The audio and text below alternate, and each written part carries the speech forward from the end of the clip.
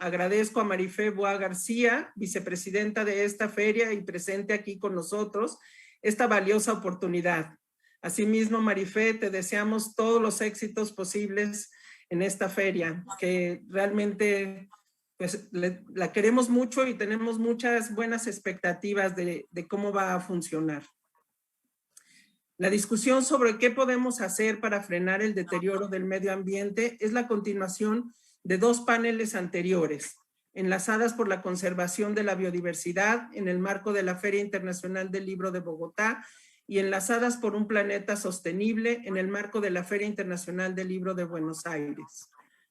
Las editoriales universitarias de América Latina y España contamos con una vasta producción bibliográfica que queremos compartir con todos los interesados en estos temas. Por esta razón, desde EULAC, la Asociación de Editoriales Universitarias de América Latina y el Caribe, y dando continuidad al proyecto que tenemos de editoriales universitarias enlazadas, hemos desarrollado a lo largo de este año la propuesta de Enlazadas por el Medio Ambiente. El objetivo de esta propuesta es compartir con todos ustedes un catálogo conjunto y un debate sobre diferentes perspectivas contemporáneas de los diversos problemas que vivimos en torno a la degradación ambiental. Buscamos motivar la reflexión y la sensibilidad sobre los procesos de transformación necesarios frente a los desafíos actuales. Estos paneles, o sea, como el que tenemos el día de hoy, son una invitación a pensar sobre grandes temas que comprometen nuestra sobrevivencia y desde los cuales se requiere el trabajo innovador y la toma de decisiones colectivas. La intención es impulsar un diálogo de saberes que conduzca a mejorar las maneras en las que interactuamos con los ciclos y procesos de la vida. Con el catálogo de medio ambiente, alojado en medioambiente.ulibros.com, hacemos visible esta diversa y rica producción bibliográfica generada en las realidades de los países iberoamericanos, frente a los desafíos de los últimos años. Esta iniciativa también aspira a colaborar con la democratización del conocimiento y a generar el intercambio académico entre investigadores y docentes de diferentes países. Enlazadas por el Medio Ambiente está organizada por la Asociación de Editoriales Universitarias de América Latina y el Caribe, EULAC, y las redes y asociaciones que la conforman. ACEUC en Colombia, Altexto en México, EUPerú en Perú, ABEU en Brasil, REUN y REUP en Argentina, SEDUCA en Centroamérica, EDUPUC en Costa Rica, REUD en Ecuador, REDUCH en Chile, y en colaboración con UNE, que es la Unión de Editoriales Universitarias Españolas, y las Ferias Internacionales del Libro de Bogotá, Buenos Aires, Frankfurt y Guadalajara. A continuación, le voy a ceder la palabra a Marifé para que nos dé la bienvenida. Gracias, Marifé. Gracias, Saidi, gracias a vosotros. Es un gusto saludarles a todos en el marco de esta conferencia y formar parte de este circuito de ferias que nombraba Saidi, Bogotá, Frankfurt, Guadalajara, Buenos Aires, en este orden a partir de, bueno, desde hace poco, desde que empezamos en Bogotá y de la manera que seguiremos en los siguientes meses. Les felicito por el trabajo que están haciendo, no solamente realizando las conferencias, sino justamente compilando ese catálogo de obras importantes relacionadas con un tema. Les quiero desear un encuentro fructífero, una discusión, un debate fructífero y espero verles muy pronto en cualquiera de las ferias que hemos nombrado o otras, también puede ser, y que nos veamos personalmente pronto, que es algo que creo que echamos todos mucho de menos. Bueno, felicitaciones, gracias por contar conmigo y con la Feria del Libro de Frankfurt. Mil gracias, Marifé. Nos encanta que nos acompañes. A continuación, le voy a ceder la palabra al doctor Miguel Ángel Blesa, quien moderará este panel. Miguel Ángel Blesa es doctor en Fisicoquímica y Química Nuclear e investigador en la Universidad Nacional de San Martín, donde es director del doctorado en Química y director académico de la maestría en Gestión Ambiental. Miguel escribió junto con Daniel Cicerone el libro electrónico Ciencias Exactas y Naturales para la Gestión Ambiental. Recibió el Premio Química 2004 de la Third World Academy of Science y el Premio Mercosur de Ciencia y Tecnología 2006 por el desarrollo de tecnologías de descontaminación y desinfección de aguas. Miguel, el panel es todo tuyo. Muchísimas gracias.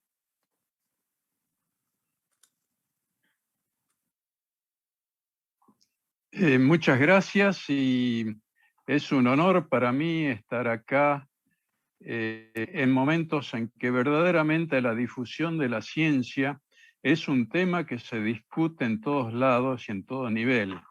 La UNESCO está armando programas alrededor del acceso a la ciencia como un derecho universal y en ese sentido la tarea que hacen las editoriales universitarias en todo el continente americano es realmente muy meritorio y en el caso particular del tema ambiental queda muy bien plasmado por el extenso listado de obras que se han publicado. En el panel de hoy vamos a discutir un tema específico que es el cambio climático, el cambio global que nos va a afectar muy pronto, pero realmente muy pronto. Y en ese sentido hay como una serie de cuestiones que debemos manejar.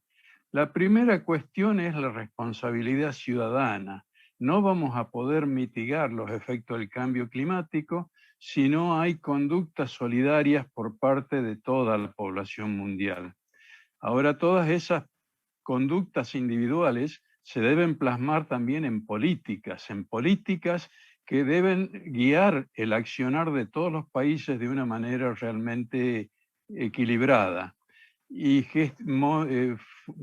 formular esas políticas requiere de un diálogo muy intenso entre ciencia y política, y ese es otro de los temas que vamos a tratar en el panel de hoy. Y finalmente, para la ciencia poder aportar conocimientos que sean útiles para la gestión, debe generar esos conocimientos. Y hoy vamos a tener la suerte también de escuchar temas referidos a la obtención de información útil para paliar o mitigar algunos problemas muy severos del cambio climático. Les voy a presentar brevemente a los tres panelistas que tenemos hoy. En primer lugar hablará Marcos Regis da Silva. Marcos Regis da Silva es el director ejecutivo del Instituto Interamericano para Estudios del Cambio Global, el IAI, que es un programa de la Cumbre de Naciones de las Américas, desde Canadá en el norte hasta Chile y Argentina en el sur, cubriendo a todos los países. Es un esfuerzo coordinado para generar información y traducirla en políticas a través del diálogo ciencia-política. El doctor Regis da Silva es responsable de otorgar asesoramiento científico estratégico sobre el cambio global y sus impactos socioeconómicos, así como del desarrollo de vínculos entre la agenda científica del IAI y los marcos ambientales de la gobernanza global. Como ven, un tema realmente muy importante. También tenemos entre los panelistas al doctor César Luana López. El doctor Luana López es doctor por la Universidad de La Rioja, en España, es profesor asociado del Departamento de Ciencias Sociales de la Universidad Carlos III de Madrid, es patrono de las fundaciones Pablo Iglesias y Sistema, forma parte de la Asociación de la Historia del Presente y del Centro de Investigaciones Históricas de la Democracia Española, y es miembro del Parlamento Europeo dentro del grupo de socialistas y demócratas desde 2019. Como ven, vamos a tener una palabra sumamente autorizada para poder hablarnos de lo que significa la gobernanza y la gobernanza a nivel mundial. Y finalmente vamos a tener también otra destacada ponente, que es la doctora Liliana María Piedra Castro. Es bióloga marina por la Universidad Nacional de Costa Rica, con maestría por el Instituto en Conservación y Manejo de Vida Silvestre de la misma institución. Tiene el doctorado en Ciencias Naturales para el Desarrollo, con énfasis en gestión de los recursos naturales por el Instituto Tecnológico Costa Rica. Sus investigaciones se centran en temáticas de erosión costera y viabilidad climática, sistemas marinos y costeros, ecosistemas urbanos y ecología, cambio climático, vida silvestre y manejo de humedales. Como ven, de nuevo, una temática sumamente interesante para discutir en el día de hoy. Yo con esto me callo y le cedo la palabra al primer orador de esta tarde, día o noche, según en qué longitud estemos, es el doctor Marcos Regis da Silva. Adelante, Marcos. Muchas gracias, Miguel. Voy a partilhar mi presentación. Creo que ya está disponible. Sí. Voy a hablar brevemente sobre el desafío de la ciencia para soluciones del cambio climático y también algunos desafíos sobre la gobernanza que tenemos hoy en día. Hay varios mecanismos de sinergias que existen, pero son insuficientes para hacer frente a la fragmentación de gobernanza. Por ejemplo, tenemos más do que 900 tratados multilaterales y muchas veces las decisiones entran en conflictos con diferentes departamentos y ministerios y con presupuestos diferentes. La carga de informes es de nuevo un resultado de la fragmentación y nuestra región es significativa. Y las capacidades institucionales necesitan una mejora urgente. Nosotros también tenemos una falta de concientización sobre los enfoques transdisciplinarios, la biodiversidad, salud y clima, por ejemplo. No podemos hacer estudios sobre el clima sin estudios correspondientes sobre la biodiversidad. Necesitamos también una mayor participación del sector privado.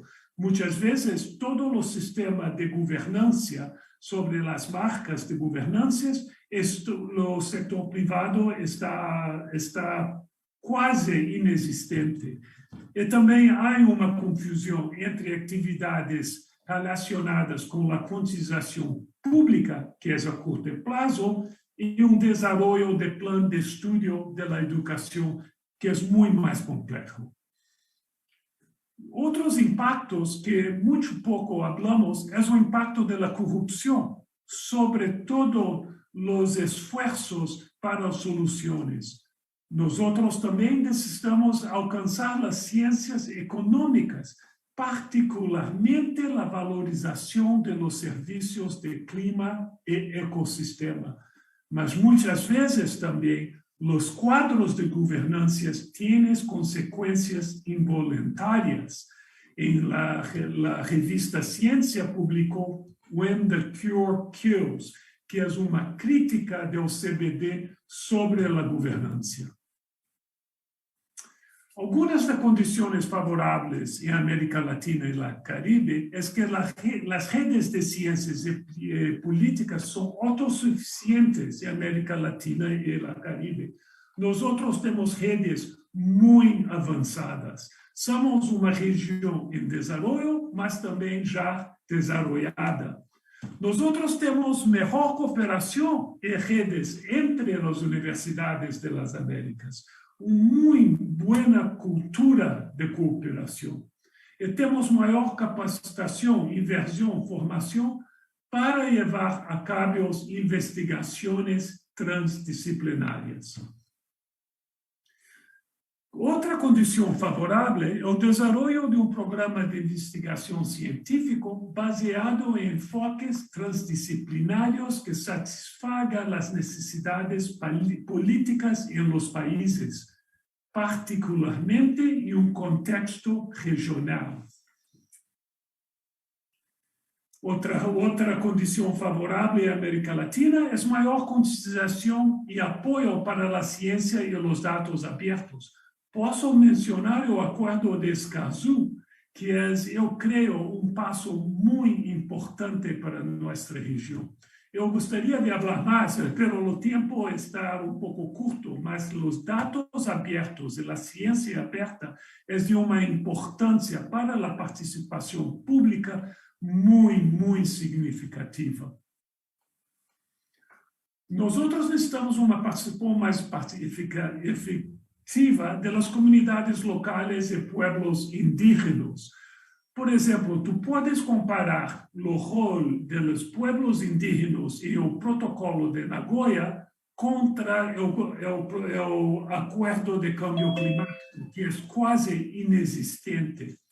Y necesitamos, junto con una mayor concientización y sensibilidad de gobiernos nacionales sobre las obligaciones con estas comunidades.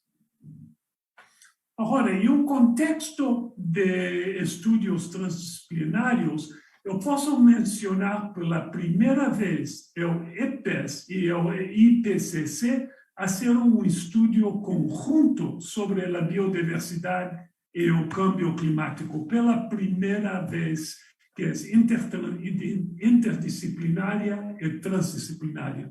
En mi opinión, esto es un grande paso para frente.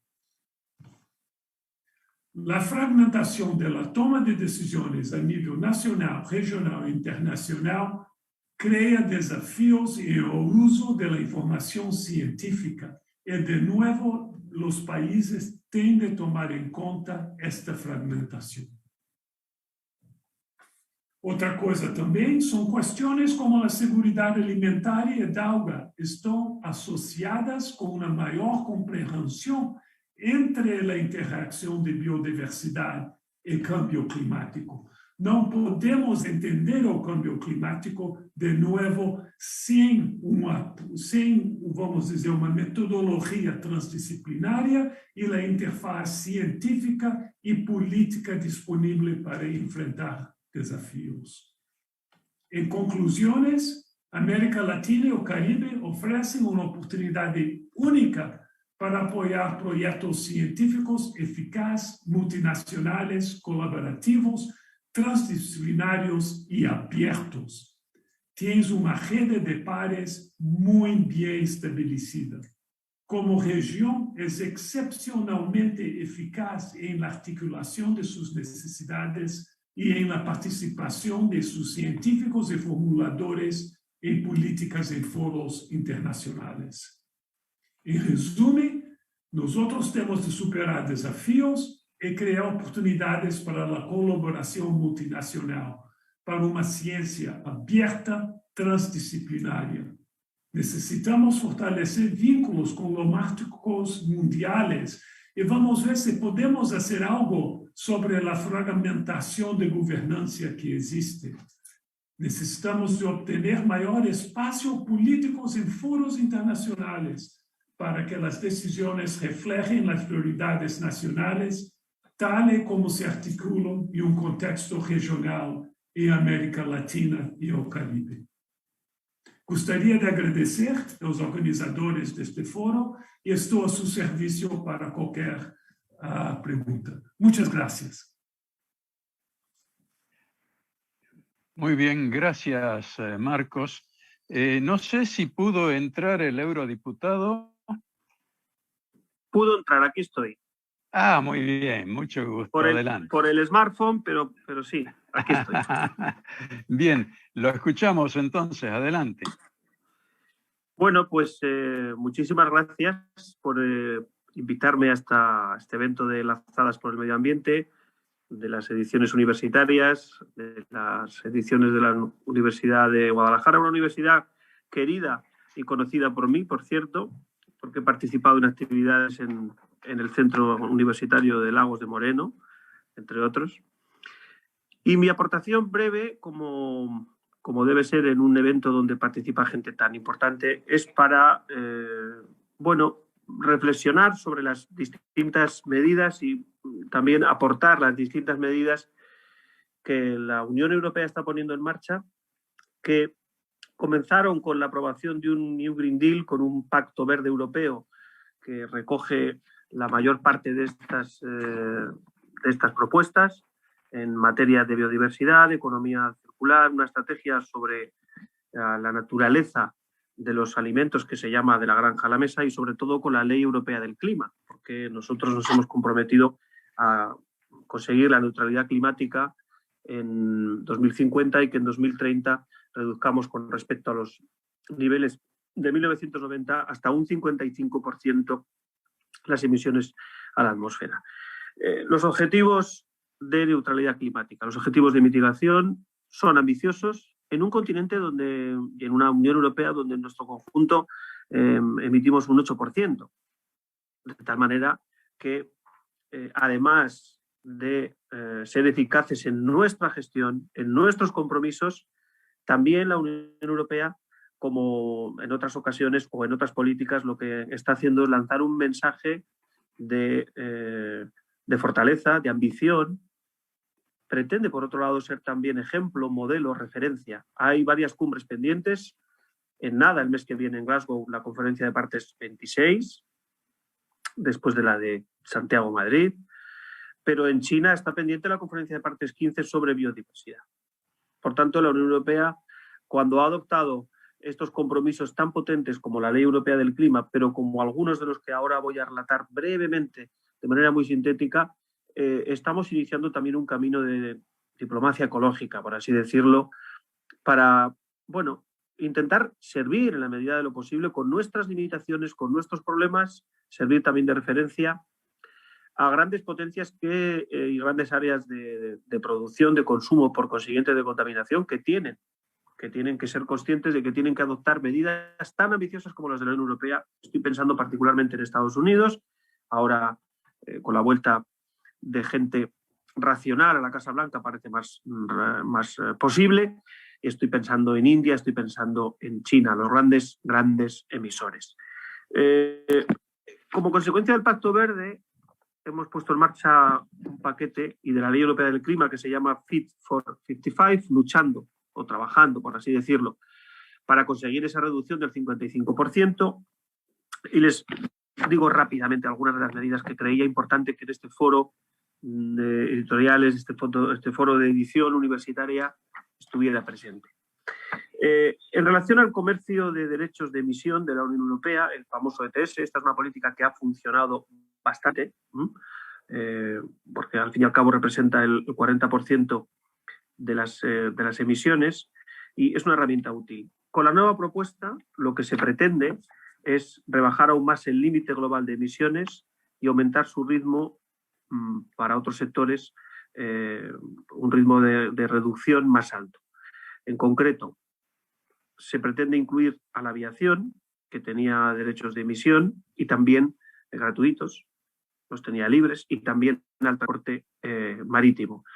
Hay un asunto que ha generado polémica y que vamos a debatir en esta casa. Les hablo desde el Parlamento Europeo, desde Bruselas, porque la Comisión propone incluir la construcción y el transporte por carretera y eso yo creo que va a tener un fuerte debate. Segundo, como complemento al ETS, el 60% de las emisiones vienen recogidas en el reglamento que le llamamos el reparto del esfuerzo, es decir, transporte, construcción, agricultura, la industria que no está relacionada directamente con el ETS, la gestión de los residuos.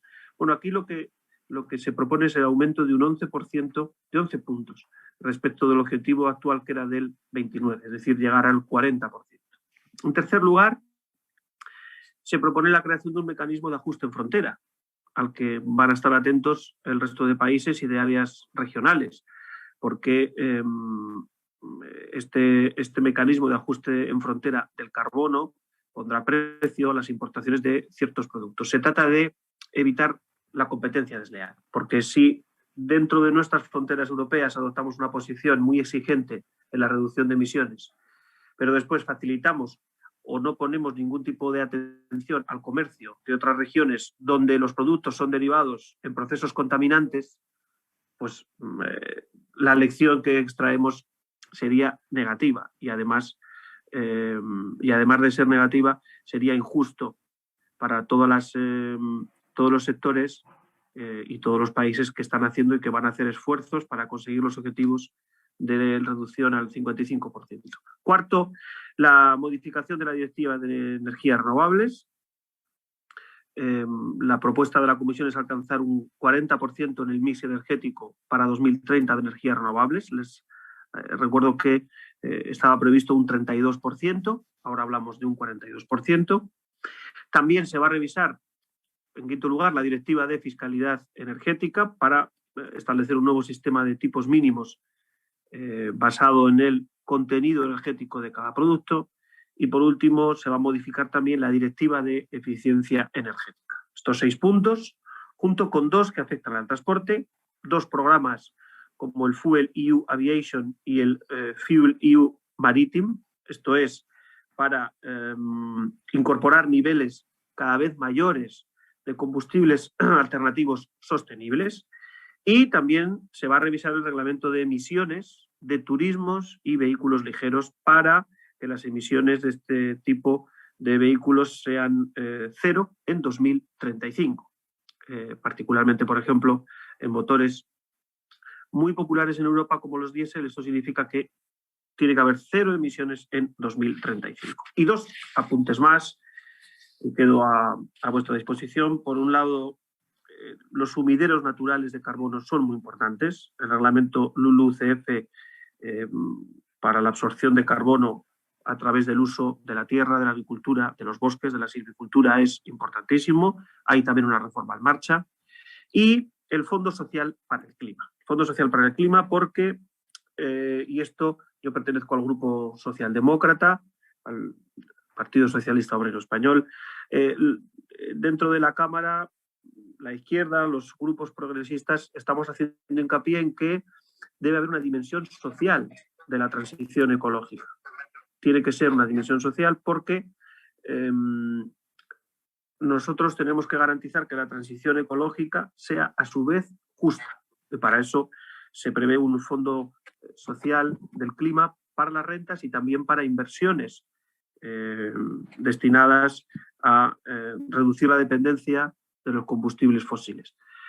Esto se suma al paquete de un 37% del plan de recuperación frente a la COVID, que estaba destinado también a la transición ecológica y a otras medidas del Pacto Verde Europeo. Pero muy importante también el Fondo Social para el Clima.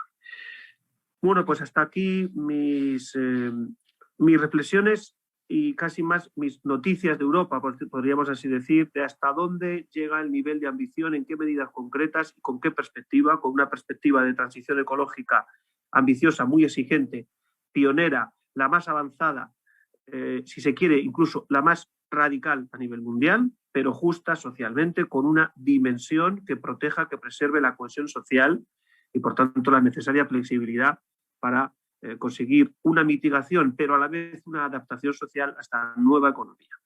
Y, por último, una reflexión de carácter global que también he escuchado en el anterior interviniente, y es que, lo decía al principio, Europa emite un 8% de los gases de efecto invernadero. Por tanto, si vamos troceando, Estados Unidos lo hace bastante más, China tiene un porcentaje bastante más, pero la interdependencia global es un hecho en general. La sociedad digitalizada nos lo dice, el comercio global, la moda, la cultura, le hemos llamado globalización. La interdependencia global en asuntos de mitigación y de neutralidad climática es, creo que, la prueba más evidente de la necesidad de afrontarla con una cooperación leal, global, que haga que los esfuerzos sean compartidos de una manera racional a lo largo del planeta. Un placer haber participado con ustedes esta tarde aquí. Muchas gracias. Muchas gracias, César. Entiendo que tienes muy limitado el tiempo, pero si puedes esperar unos minutos, escucharíamos a Liliana y después me encantaría hacerte alguna pregunta difícil. De acuerdo. Estamos de acuerdo. Entonces, ahora pasamos a darle lugar a que presente su ponencia la doctora Liliana María Piedra Castro. Liliana, adelante.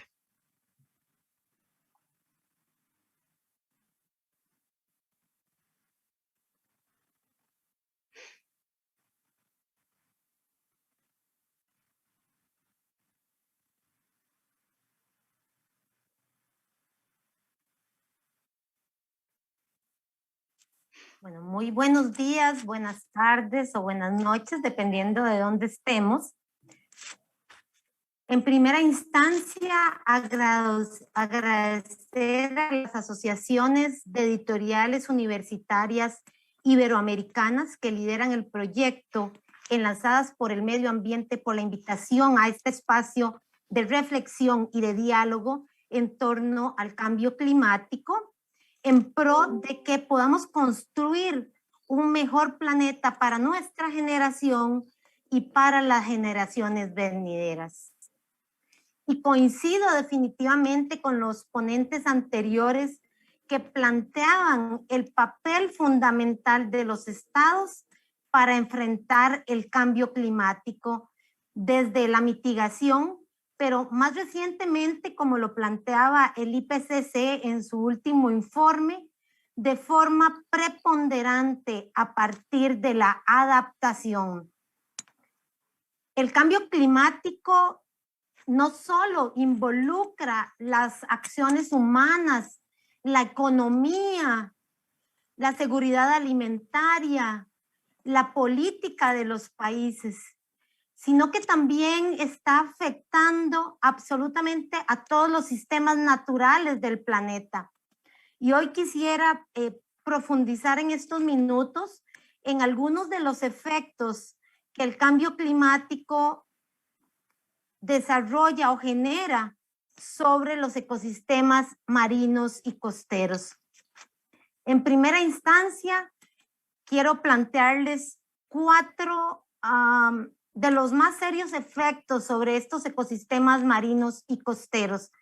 Son muchos más, pero no tenemos suficiente tiempo para discutirlos en esta plenaria, pero preocupa realmente el tema del aumento del nivel del mar. Hoy hay algunas islas del planeta que están debajo del nivel del mar, se hundieron y esos ecosistemas están impactados por eso.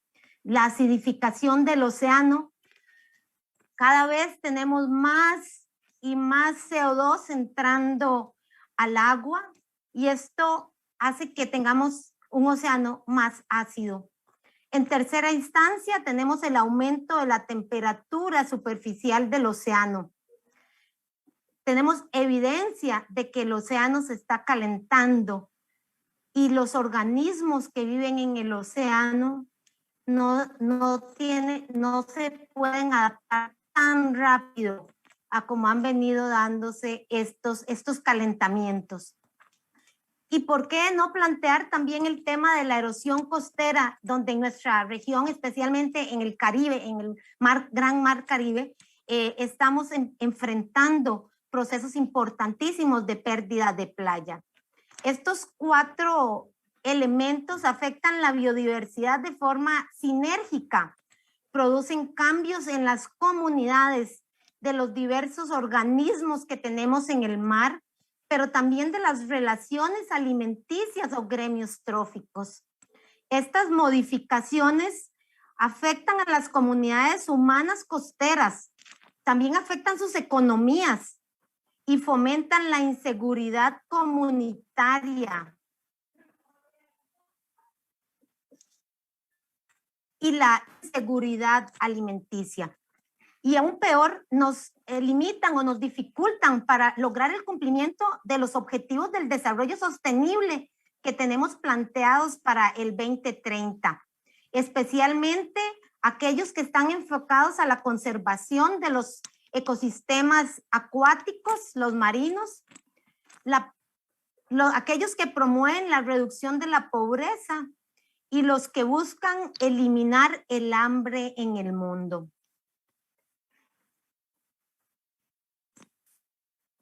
Y inevitablemente nuestros países, aquellos que estamos en desarrollo, en aquellos que somos pobres, estamos evidentemente golpeados de una forma más severa por estos fenómenos naturales que han venido incrementándose conforme se intensifican los efectos del cambio climático.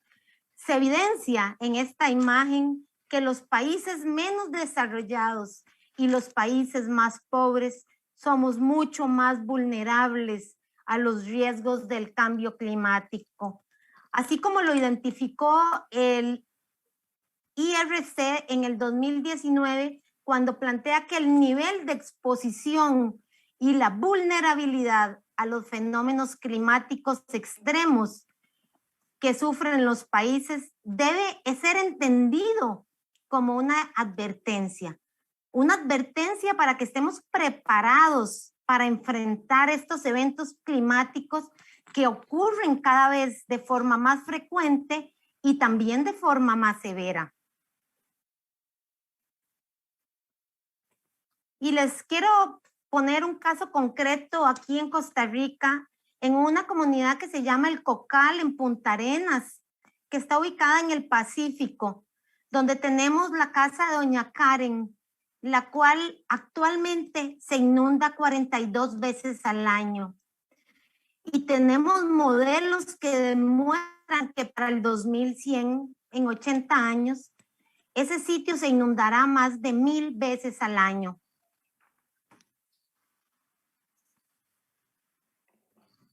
Y es que en la zona marina y costera del Caribe centroamericano, ubicada desde Yucatán hasta Panamá, se ha mostrado que el nivel del mar ha venido en aumento desde el año 1992, siendo los sitios donde hay más impactos extremos Costa Rica y el norte de Panamá.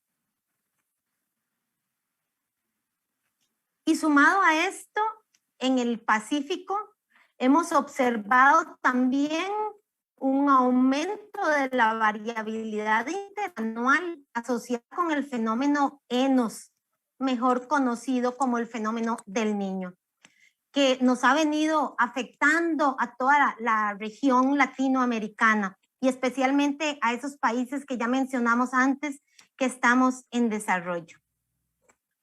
Tenemos aquí algunas imágenes de los impactos que sobre la infraestructura causa este aumento del nivel del mar, producto de la expansión térmica del agua. Y estos impactos, estos daños sobre la infraestructura, esta cercanía del mar a nuestras infraestructuras, aumenta la vulnerabilidad de nuestras zonas costeras, aumenta la inversión que tenemos que realizar para proteger esas zonas costeras que pueden ser fundamentales también para la economía. Y también afecta a las comunidades locales y las economías locales y nacionales de nuestros países que ya de por sí se encuentran en desarrollo. Estas imágenes que están viendo en este momento son para mí devastadoras porque son dentro del Parque Nacional Cahuita, un sitio donde no tenemos desarrollo de comunidades, y vean cómo el bosque, el mar ha entrado hasta el bosque y lo tenemos caído ahí. Y no sabemos hasta cuánto podría seguir avanzando. También tenemos efectos sobre los ecosistemas, como les planteé antes. Tenemos el bloqueamiento de los arrecifes de corales, donde se plantea que vamos a tener arrecifes de coral para mediados de este siglo que van a estar con entre el 70 y el 90% de blanqueamiento, producto del aumento de temperatura de aproximadamente 1.5 grados, según la predicción que hace el IPCC en el 2018. También tenemos afectaciones en el desarrollo y crecimiento de los peces y se conoce que cuando aumenta la temperatura, los peces empiezan a tener reducciones en el crecimiento, que puede ser hasta de 20% de su tamaño, con pequeños incrementos o incrementos de hasta 1 grado de temperatura. Igual nos ocurre en relación con la composición y distribución de los peces. Ya tenemos reportes de 446 especies de peces que han modificado sus patrones de migración hasta en 1000 kilómetros, especialmente en los Estados Unidos, México y Canadá. Y tenemos también la afectación en la fijación del calcio, ya que la acidificación del océano ha afectado la fijación de calcio en corales, decápodos, inclusive en plancton marino, que es la base de la red trófica. Y ahí tenemos algunos de los afectados, y si estas condiciones persisten, vamos a tener efectos importantísimos, como ya les mencioné, en la vida marina. Migraciones masivas, y eso va a afectar a todas aquellas poblaciones humanas que dependen del pescado como principal fuente de proteína. Y también tenemos efectos sobre los ecosistemas costeros. Por ejemplo, la afectación de los terrenos como bosques, pantanos y manglares, que están cada vez más presionadas porque el nivel del mar está subiendo y estamos perdiendo la línea de costa que conocíamos originalmente. La pérdida de hábitat para especies que viven en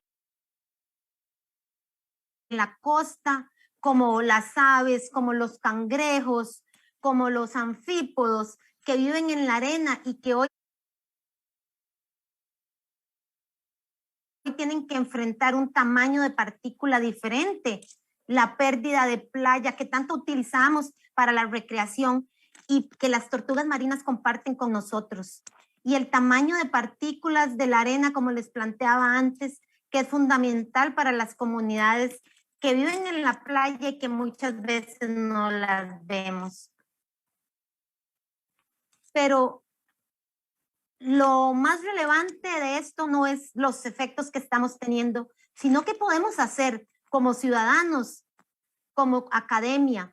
Y les traigo aquí 4 propuestas, y la primera está relacionada con lo que nos ha propuesto la ONU, que es la restauración de ecosistemas. El trabajo de restaurar esa infraestructura verde, manglares, arrecifes de corales, pastos marinos.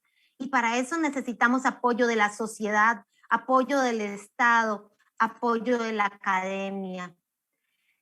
La reubicación de los usos y recursos del tramo costero a través de la planificación espacial inter y transdisciplinaria.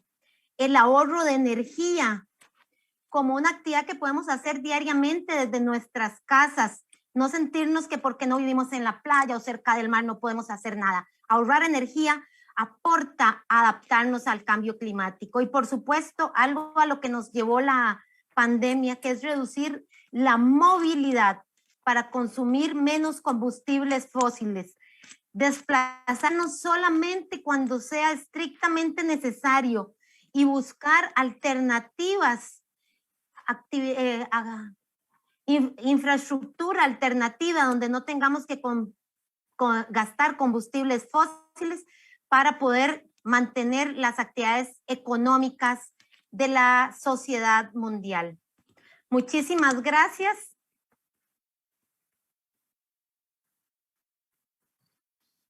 Gracias, Liliana. Si les parece bien, gracias Liliana de nuevo, muy linda la presentación como las 2 anteriores.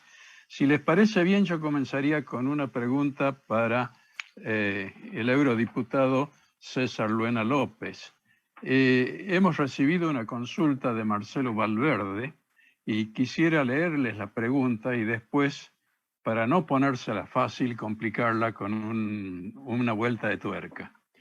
Pregunta Marcelo Valverde: dentro de la dimensión social de la transición ecológica que promueve la Unión Europea a través de un Fondo Social del Clima, ¿existen iniciativas dentro de esa estrategia dirigidas a ejecutarse como cooperación internacional en América Latina? Y yo, para complicarla, César, me gustaría darte un poco un sacudón y preguntarte, ¿no es posible que todas las regulaciones que se van a establecer en la Unión Europea y también en los otros países centrales también generen barreras pararancelarias que van a dificultar lo que ocurra en los países menos desarrollados? Yo recuerdo que hace mucho, allá por la década de 1970, fue famoso el libro The Limits of the Growth, que postularon economistas de una de las universidades del Ivy League, no recuerdo quiénes, a pedido del Club de Roma. Ese libro tenía una visión de un statu quo, una visión de que los países que se habían desarrollado tenían que mantener su nivel de vida y que mala suerte para los otros. Entonces, después hubo una alternativa que fue el modelo latinoamericano mundial, que decía, no, pensemos en qué es lo que realmente se necesita para que el mundo funcione, qué es necesario y qué es prescindible. Pero en definitiva, me preocupa si todas estas políticas no van a generar una desigualdad creciente en el mundo entre países desarrollados y países eufemísticamente en vías de desarrollo, que pueden terminar siendo países en vías de subdesarrollo más acelerado. César. Bueno, la pregunta de Marcelo es no exactamente en el Fondo Social, pero sí existen programas de cooperación internacional. Y yo creo además que en concreto con América Latina iba a estar en revisión en los próximos meses. En todo caso, lo que haremos es enviaros la información concreta para que se la hagáis llegar al resto de participantes, pero concretamente a Marcelo, que hacía la pregunta. Por tanto, sí que existen, sí que están contempladas dentro de la arquitectura institucional de la Unión Europea y de los presupuestos ayudas para la cooperación internacional y en concreto para vuestra región, para América Latina. El Fondo Social del Clima es específicamente creado para las familias y las personas más vulnerables de Europa, pero existe esa vía. Y en cuanto a tu duda, a la advertencia, más que pregunta, duda sobre la desigualdad que pueden generar este tipo de políticas, sí, yo creo que toda llamada a la prevención y al cuidado es poca. La visión del Parlamento, del conjunto del Parlamento, pero fundamentalmente de los partidos progresistas, es que esto no sea así, lógicamente. Por ejemplo, y es evidente, ¿no? Ese peligro siempre está, siempre existe.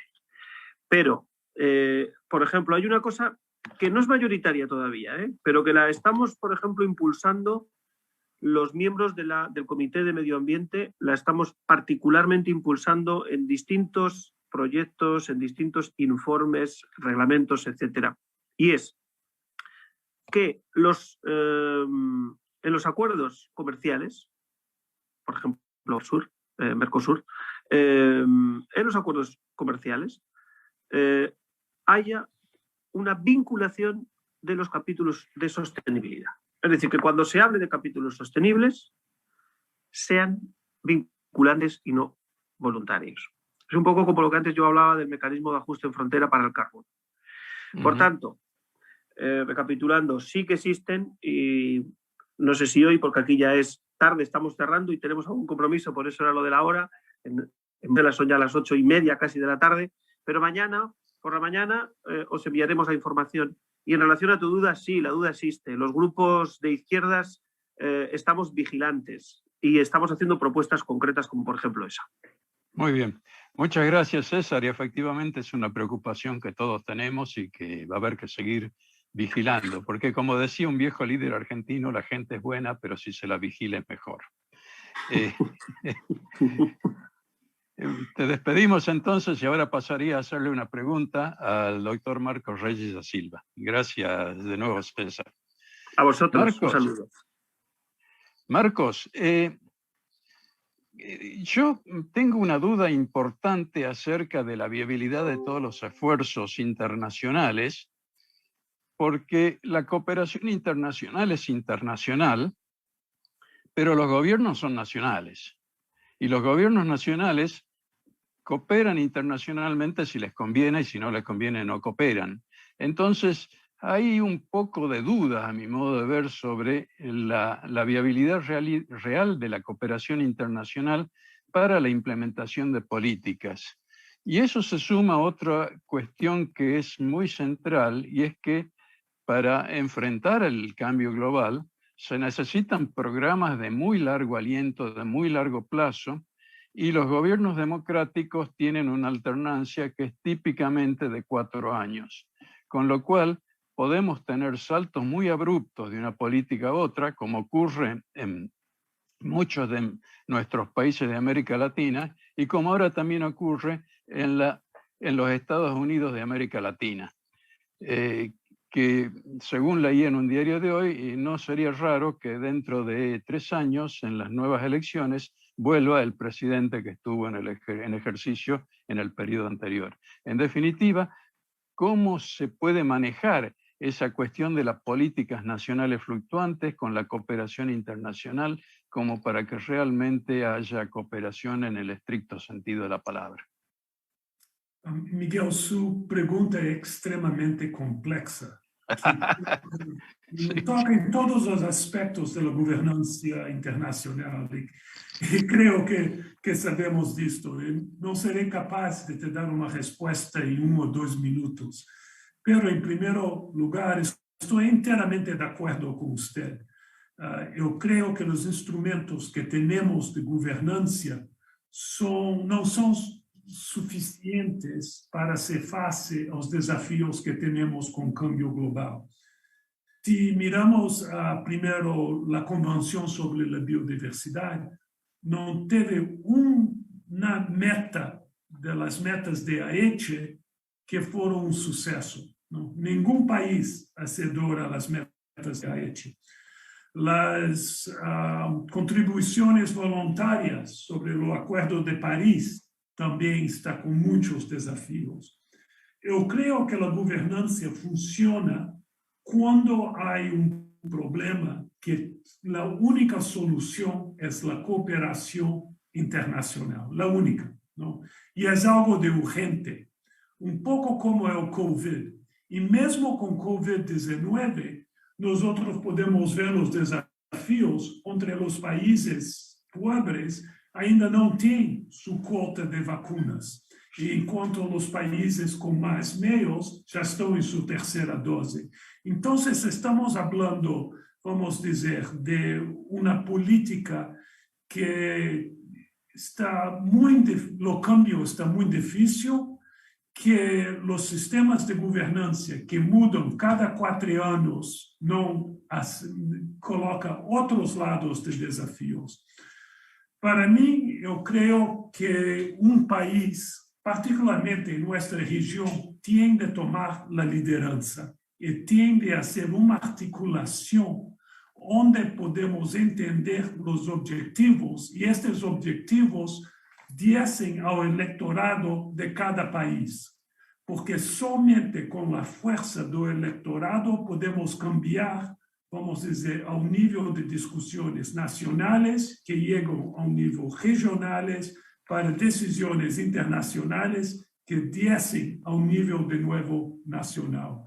Espero, não sei qual país terá a força de fazer essa articulação, mas eu creio que nossa comunidade, nossa região na América Latina, tem a melhor oportunidade. Gracias, Marcos. Muy claro y efectivamente es un problema severo futuro. Me gustaría hacerle una pregunta ahora a Liliana. Liliana, cuando se comenzó a hablar de cambio climático, del cambio global, etc., el eslogan o la consigna era porque tenemos que cuidar el país que vamos a dejar a generaciones futuras. Yo me gustaría escuchar tus reflexiones al respecto porque me parece que ya no estamos hablando de generaciones futuras, estamos hablando de las generaciones actuales. Las proyecciones a 2100 las enfrentará la gente que ahora está naciendo cuando tenga 80 años. Las proyecciones a 2050 las van a enfrentar a los 50 años los que ahora tienen 20. Entonces me gustaría tus reflexiones acerca si conviene o no cambiar ese eslogan de cuidemos el planeta para las generaciones futuras a cuidemos nuestro planeta porque si no nos morimos. Definitivamente de acuerdo con ese cambio, porque los impactos del cambio climático, los impactos del cambio global, los estamos percibiendo fuertemente hoy. Incluso muchas de las predicciones que hizo el IPCC allá por el año 2005 para el año 2050, ya las estamos alcanzando o las hemos sobrepasado. O sea que el IPCC se quedó corto en las estimaciones porque pensó que los estados, pensó que las comunidades humanas íbamos a poder cambiar nuestro modelo de desarrollo, íbamos a generar las tecnologías, íbamos a adoptar las prácticas para poder reducir las emisiones y reducir los impactos del cambio climático. Y definitivamente tenemos que empezar a trabajar muy fuerte para que las generaciones que estamos hoy en el planeta podamos sostenernos en el corto y en el mediano plazo. Los cambios que estamos viendo, como el ejemplo que les puse de doña Carol, que en 80 años su terreno ya no va a estar probablemente, o del Parque Nacional Cahuita, donde el mar se ha ido metiendo y cada vez tenemos menos área protegida. Esos efectos los estamos sintiendo hoy. Los estamos sintiendo en la pérdida de los ecosistemas, en la simplificación de los sistemas de arrecifes de corales, por ejemplo, porque están seriamente afectadas por el blanqueamiento coralino. Proteger el planeta para vivir hoy. Definitivamente ese debe ser nuestro lema. Y si es posible que las generaciones futuras puedan también recibir o disfrutar de este hermoso planeta que tenemos. Gracias, Liliana. Me gustaría ahora hacerles una pregunta para entablar un diálogo entre ustedes dos, entre Liliana y Marco, dado que el eurodiputado tuvo ya que retirarse. La pregunta se refiere a un tema muy candente que es la seguridad alimentaria. La seguridad alimentaria referida a cómo debe ser la gobernanza de la agricultura en este país cambiante y que está sufriendo los efectos del cambio climático. ¿Qué debemos hacer con la ganadería, que es uno de los responsables importantes de la emisión de gases de efecto invernadero, metano en este caso? ¿Y qué podemos hacer con la pesquería en vista de la afectación severa que está teniendo el recurso, como vos bien lo decías, en el mar, especialmente en los mares templados? No sé si ocurrirá lo mismo en los bancos de alta productividad de aguas frías. Me gustaría algún comentario al respecto, pero bueno, me gustaría que entre ustedes dos establezcan un diálogo y un contrapunto acerca de estos temas. Comienza Liliana, para alterar un poco el orden. Bueno, muchísimas gracias. Y realmente el tema de la seguridad alimentaria es un tema de suma preocupación, porque hoy, bueno, yo no sé mucho de agricultura y ganadería, pero reconozco que hoy nuestros agricultores ya no saben cuándo deben sembrar. Se han cambiado los patrones de precipitación, los patrones de sequía. Y entonces nuestro modelo histórico de producción se está alterando.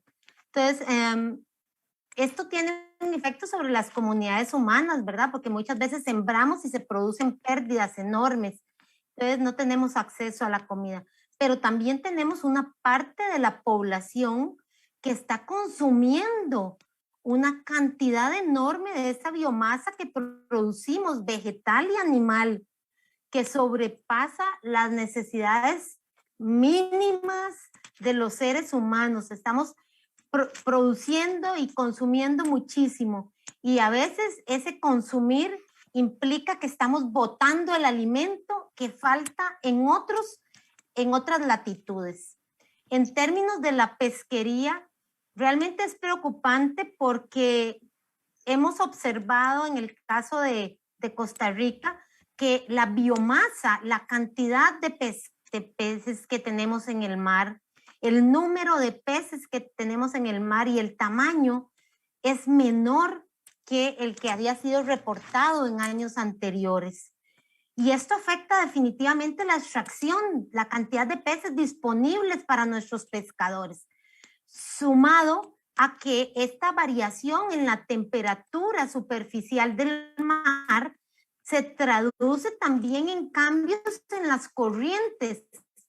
O sea que corrientes que antes estaban costeras probablemente se muevan hacia zonas más profundas y se trasladen a otras latitudes. Entonces, especialmente con nuestros pequeños pescadores o pescadores artesanales, probablemente ellos no tengan la tecnología ni el apoyo económico para poder irse siguiendo a esos cardúmenes de peces para extraer suficientes peces para poner el plato de comida en su casa, en su familia y en las redes de venta de pescado en su país, en su área. Estos elementos definitivamente son fundamentales para asegurar el derecho, el acceso a los alimentos que tenemos todas las personas, especialmente en las zonas marinos y costeras, donde hoy tenemos concentrada una gran población del mundo. Y muchas de esas comunidades pescadoras del mundo están siendo afectadas por esto. Muy bien. Marcos, tu punto de vista. Gracias, Miguel. Miguel, eu creo que su pregunta puedes identificar el desafío para la implantación de una visión transdisciplinaria. Voy a dar un ejemplo de nuestra región, vamos dizer, Argentina, Uruguai, Paraguai, Rio Grande do Sul, que es la región más rica de agricultura, una de las regiones más ricas en agricultura del mundo, ¿no? La tierra es absolutamente fértil, somos, como dizemos en inglés, dos breadbaskets del mundo. Pero la vacía hidrológica de esta región está siendo afectada por las queimadas en la Amazonía, porque toda la vacía hidrológica es dependiente de todos los ciclos del ecosistema de la Amazonía. Entonces, ¿cómo entendemos en un contexto de una política regional, de una política de sequías y una política de seguridad alimentaria, do que es necesario para hacer frente a este problema?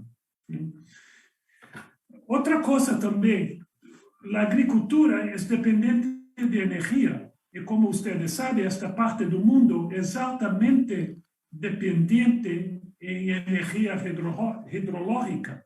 Ahora, nosotros no podemos más hacer las exportaciones por causa que nuestros ríos no pueden más ser vías de transporte porque no tem más agua.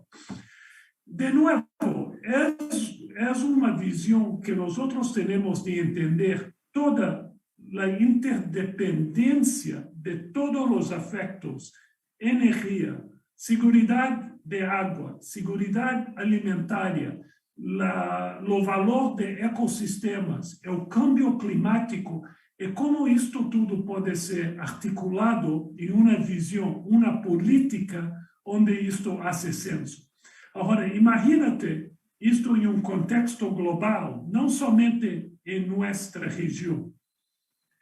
Eu creio que nós temos a responsabilidade em uma região que é autossuficiente em alimentação, em água e energia, que está em paz e tem uma população estável, de fazer uma política onde entendemos todos estes contextos, todos estes variáveis, para um movimento onde hace mais harmonia e vamos dizer, mais integração dos problemas para uma articulação de uma política que funciona.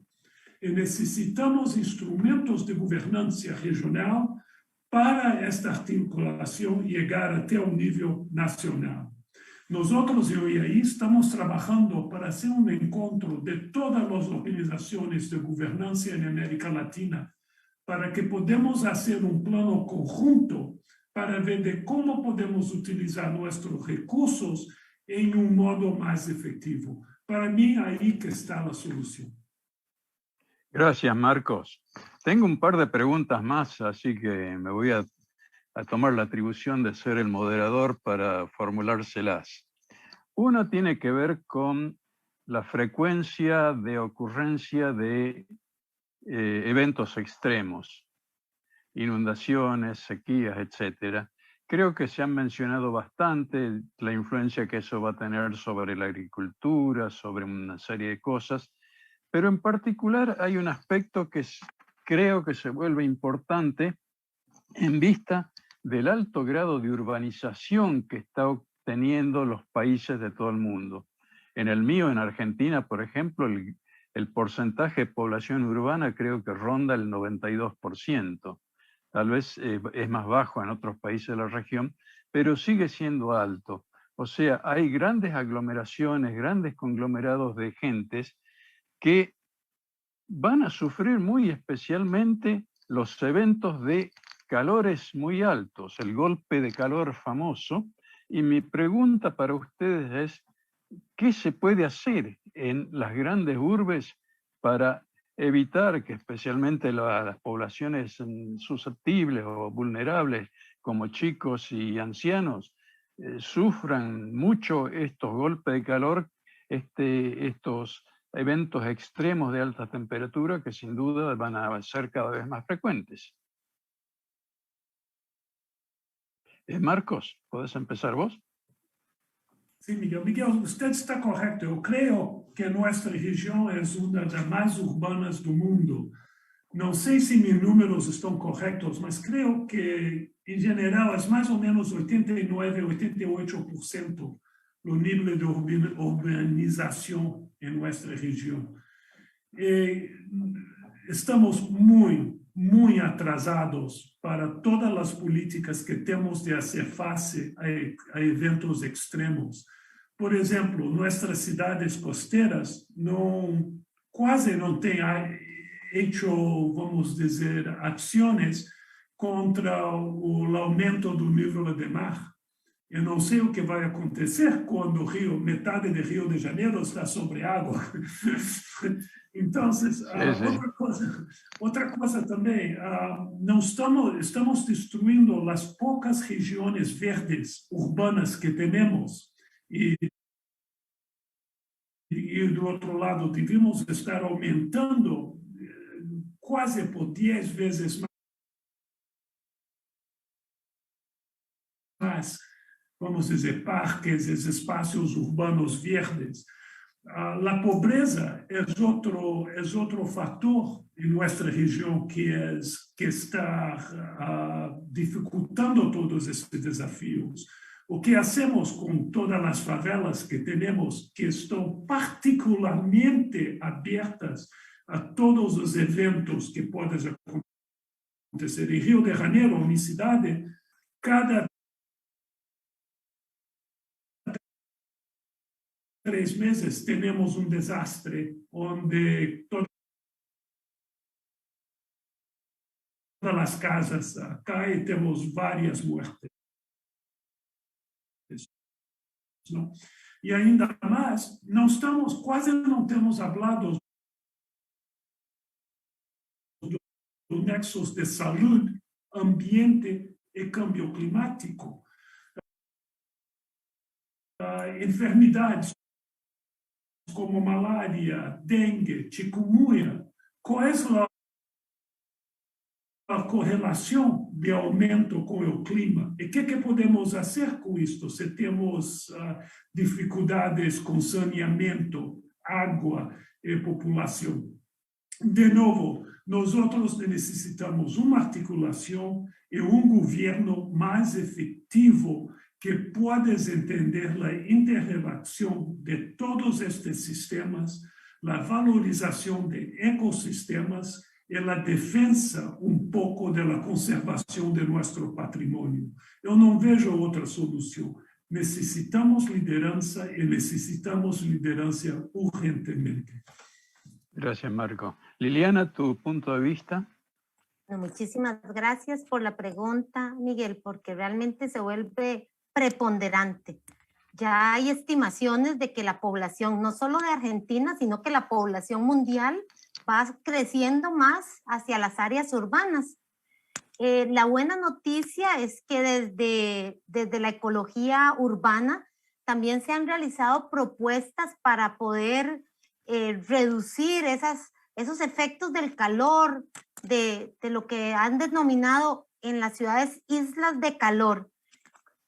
Construcciones modernas donde apliquemos mucha tecnología para que pueda ingresar el aire de forma natural sin tener que poner ese montón de aire acondicionado que consume tanta energía. El uso de infraestructura o paredes y techos verdes que además de refrescar también contribuyen a la fijación del CO2, el mantenimiento y fortalecimiento de las áreas verdes públicas urbanas, la arborización de las ciudades de una manera planificada. Considero que la tecnología existe, sin embargo, nos falta un poquito de voluntad política, un poquito de implementar un ordenamiento territorial donde, retomando la idea de que Marcos nos planteaba en la pregunta anterior, formemos o establezcamos redes técnicas y científicas en toda la región donde podamos compartir nuestras experiencias, nuestras habilidades y nuestras fortalezas a partir de los conocimientos que tenemos y podamos interactuar de forma conjunta con los estados, con los gobiernos, con nuestros administradores de los países, de manera que de forma conjunta entre la región y con voluntad política podamos plantear acciones que nos beneficien a todos dentro de las ciudades y que estén apoyadas por esa voluntad política regional, porque estos procesos de cambio requieren definitivamente de voluntad política, no dependen del interés de un ciudadano o de dos ciudadanos, sino que dependen de los diferentes engranajes políticos que tenemos dentro de una ciudad, que tenemos dentro de una región y dentro de un país.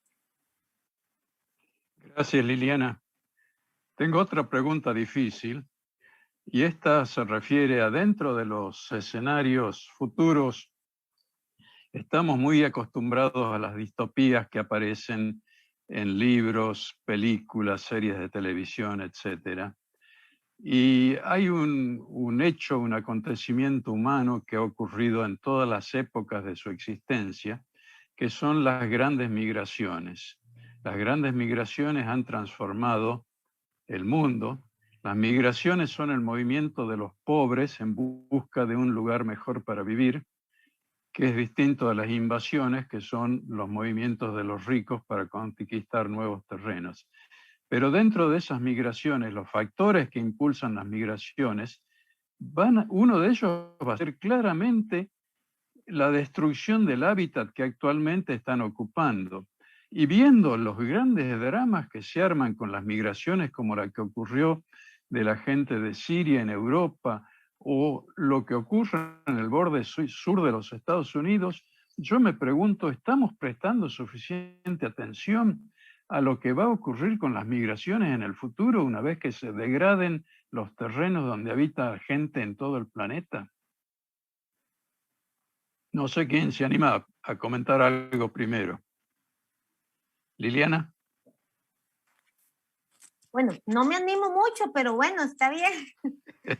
Bueno, me parece que es una pregunta bien compleja, porque el tema de la movilidad humana es un tema que no es nuevo, no viene asociado con el cambio climático allá que empezó a detectarse a principios del siglo pasado, sino que ha venido ocurriendo históricamente.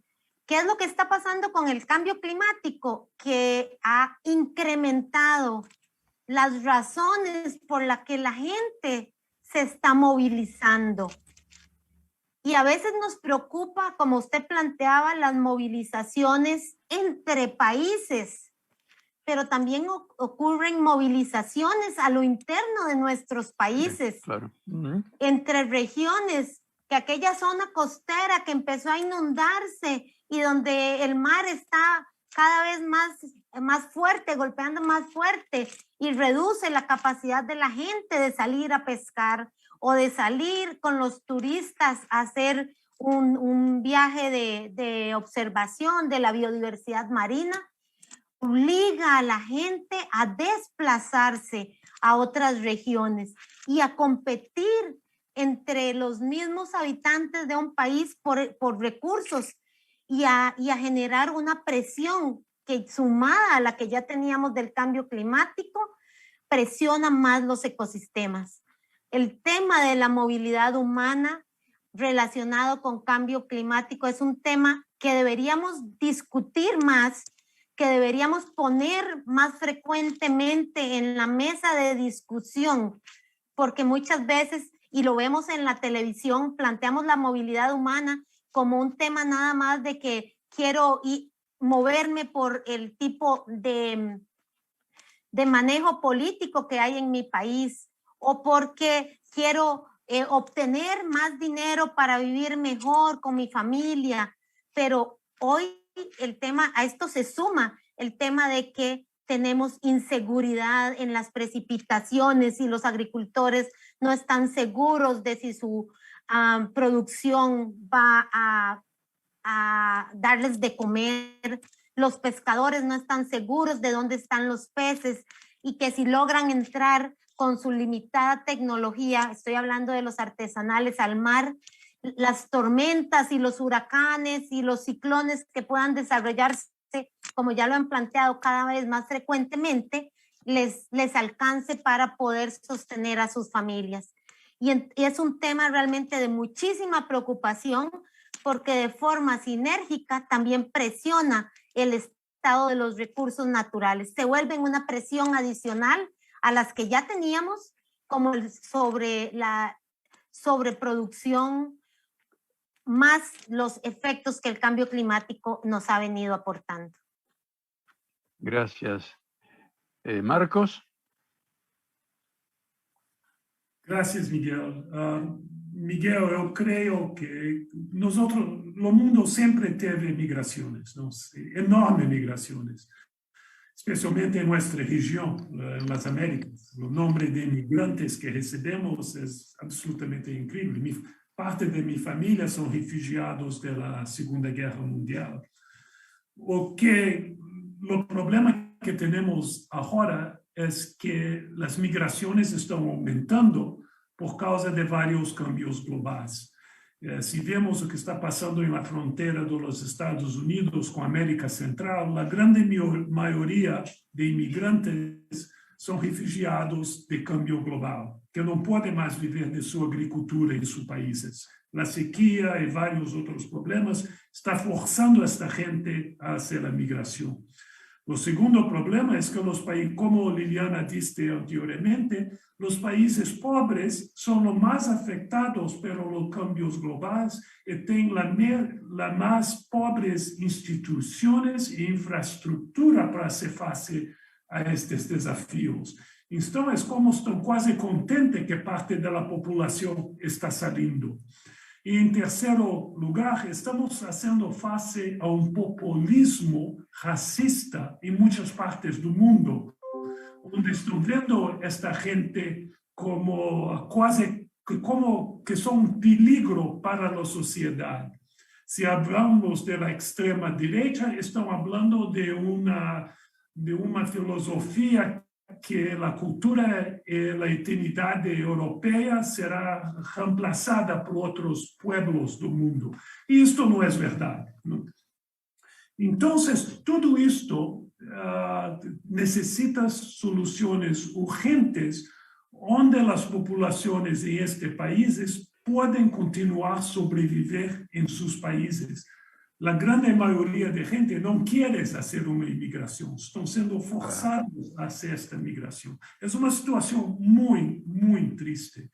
Yo creo que la única solución es la ayuda de los países ricos a esta región, ¿no? Es hacer face a los cambios con una urgencia que no tenemos ahora y entender un poco la complejidad que no podemos tratar a esta gente de un modo racista, colonialista, como está haciendo ahora. La situación me deja una tristeza enorme. Espero que nuestros países de nuestra región puedan hacer face de vamos a decir, con una mayor humanidad. Gracias. Gracias, Marcos. Bueno, me parece que hemos tenido un panel muy interesante con visiones de gente que realmente conoce lo que están haciendo y están buscando soluciones a un tema que nos afecta a todos y nos afecta muchísimo. Entonces, yo quería agradecer de nuevo a Zairi, a las vicepresidentes de la EULAC, por esta posibilidad de discutir a calzón quitado, diría yo, todas las tristes implicancias que tiene este fenómeno del cambio global y evidentemente la concientización, la discusión pública, el hacer general todos estos conocimientos es lo que creo yo va a permitir que encontremos una salida que no nos conduzca a una distopía como estamos viendo en series o películas. Zairi, creo que nosotros hemos cumplido en tiempo y forma. Te dejo ahora para el cierre. Sí, muchas gracias, Miguel. Efectivamente, cumplieron en tiempo y forma y más allá. O sea, la discusión creo que fue muy rica. Espero que haya sido útil para toda la gente que nos acompañó y que no hayan quedado como yo con este sentimiento de devastación que uno siente al escuchar esta afectación tan severa que hemos hecho al medio ambiente. Pues porque digo, en principio ya el título de esta mesa, ¿no? O sea, ya no hay prevención posible, ya estamos hablando de mitigación. Entonces, bueno, pues es terrible, pero al mismo tiempo hay mucho por hacer y es importante que tomemos cartas en el asunto. Es importante que ayudemos a correr la voz para que todos estemos más conscientes de estas problemáticas y podamos colaborar, como ustedes ya lo dijeron, nos beneficien a todos. En nombre de la Asociación de Editoriales Universitarias de América Latina y el Caribe, les quiero agradecer nuevamente a la Feria del Libro de Frankfurt por este espacio, al doctor Miguel Ángel Blesa, quien fue moderador, al eurodiputado César Luena, a la doctora Liliana Piedra y al doctor Marcos Regis da Silva por sumarse generosamente a este proyecto que es muy importante para nosotros. Agradezco también la presencia de todas las personas que nos escucharon y los invito a todos a visitar el catálogo de medio ambiente que está alojado en medioambiente.ulibros.com y también a escuchar los otros paneles anteriores que los pueden encontrar en enlazadas.eulac.org. De hecho, el panel del día de hoy también se grabó y estará puesto en el mismo sitio para que tanto los ponentes, si lo quieren difundir, o el público que nos escuchó, pues lo puede pasar a sus alumnos o a las personas interesadas. También quisiera hacer un anuncio. Quiero invitarlos el próximo miércoles 13 a las 5 de la tarde, hora de Madrid, es decir, las 10 de la mañana, hora de México y Colombia, y las 12 del día, hora de Argentina, a un panel que también está en donde está presente la Asociación de Editoriales Universitarias de América Latina y el Caribe en las jornadas para profesionales de la Feria del IBER, para hablar sobre la cartografía de la edición académica iberoamericana. En especial se van a tratar el tema de los libros académicos en Colombia y España. Y bueno, para terminar, me encantaría poder decir que nos vemos todos en noviembre en FIL Guadalajara. Están todos invitados a venir, obviamente, y a cerrar este gran proyecto de Enlazadas por el Medio Ambiente con el último panel, que es Enlazadas por la Educación Ambiental. Entonces, pues hasta luego. Muchísimas gracias a todos y nos vemos en FIL Guadalajara. Adiós. Muchas gracias, Ari. Miguel. Muchas gracias. Gracias a todos. Muchas gracias. Chao. Chao, chao.